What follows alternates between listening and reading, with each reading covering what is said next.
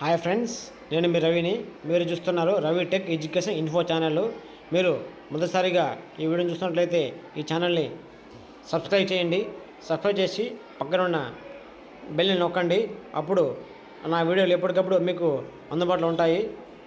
Thank you very much. ఈరోజు ముందుగా వీడియోలో టాపిక్ గురించి తెలుసుకోవాల్సిన విషయం ఏమంటే, నిన్న జరిగిన కార్మికుల దినోత్సవంలో చంద్రబాబు నాయుడు గారు రంగానికి మరో కొత్త విషయాన్ని తెలియజేశారు.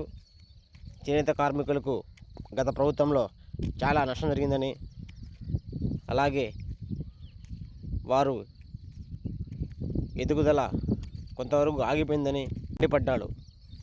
కాకుండా అలాగే మా ప్రభుత్వ విషయంలో కొత్త పథకాలను ఒక్కొక్కటిగా అన్ని తీసుకొచ్చి ప్రజలకు న్యాయం చేకూరేలా చూస్తామన్నారు.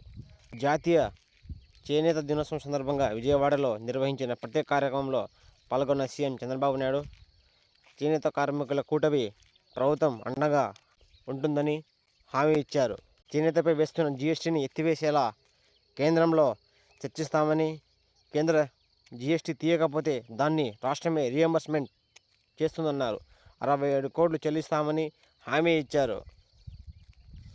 నేతన్నలు సామూహికంగా పనిచేసే విధానానికి శ్రీకారం చుడతామన్నారు. చేనేత మగ్గాల కోసం 50,000 సాయం చేస్తామని చంద్రబాబు హామీ ఇచ్చారు. ప్రజలంతా చేనేత వస్త్రాలు ధరించి చేనేత పరిశ్రమను కాపాడాలన్నారు.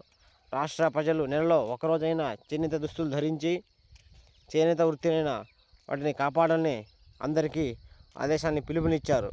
చేనేత మరమగ్గాల కార్మికులకు సౌర విద్యుత్ ప్యానెళ్ల ద్వారా ఉచిత విద్యుత్ అందిస్తామని, చేనేత కుటుంబాలకు ద్వారా 200 యూనిట్లు ఉచిత విద్యుత్ ఫ్రీగా ఇచ్చి పర్యావరణ పరిరక్షణ దృష్ట్యా చేనేతలో సహజ రంగులను ప్రోత్సహిస్తామని అందరికీ తెలియజేశారు. అలాగే సమగ్ర చేతన విధానం అలాగే ఈ ప్రభుత్వం చేనేతకు అండగా నిలిచి సమగ్ర చేనేత విధానం తీసుకొస్తామని, సబ్సిడీలు పునరుద్ధరించి చేనేత కుటుంబాలకు చేనేత రంగాన్ని నిలబెడదామని, అద్భుతమైన నేత కళలను ప్రపంచానికి అందించిన చేనేత కార్మికులు మన దేశ ప్రతిష్టను పెంచారు. ఈ రంగానికి పునర్వైభవం తీసుకొస్తాం. జాతీయ చేనేత దినోత్సవం సందర్భంగా నేతన్నలకు నా శుభాకాంక్షలని ఆయన సభాముఖంగా అందరికీ తెలియజేశారు.